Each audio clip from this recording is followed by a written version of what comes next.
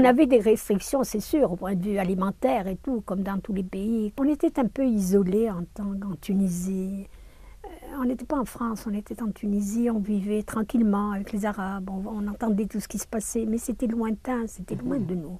Comme on était un peu ignorants, pas ignorants, ça se passait tellement tout loin de nous, et puis on savait pas ce que c'était que la guerre, quand on a tout eu en même temps. Mon père n'avait pas l'air tellement, ils n'avaient pas l'air très touchés de ça. Ils vivaient, vous savez ce qu'il y a, je sais pas, on était très soumis, très soumis. C'est comme ça, c'est comme ça. Il y avait le ghetto, où des gens, comme dans tous les ghettos, très peu, à des revenus minimes, enfin.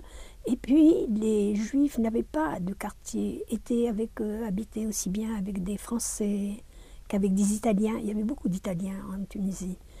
Alors, quand on devenait un petit bourgeois, Et puis, mes parents me racontaient qu'au début, tous les Juifs habitaient ce qu'on appelle la Hara. C'est un ghetto. Mais alors, il y avait des endroits qui étaient peut-être plus pauvres que d'autres et tout. Oui. Et plus ça allait, plus ça avançait, plus ils s'introduisaient dans la ville. Ce que j'ai connu, moi, le ghetto, il n'y avait que des gens qui étaient très très pauvres. Mais au début, selon mon père et ma mère, les gens même avec des moyens ou modestes et tout, habitaient un peu plus, un peu... C'est sûr. Oui, mais c'est-à-dire que c'était le mode. Ils n'étaient pas assimilés aux Européens. Exact. C'est ça. Il y avait les Arabes d'un côté, il y avait les Juifs de l'autre.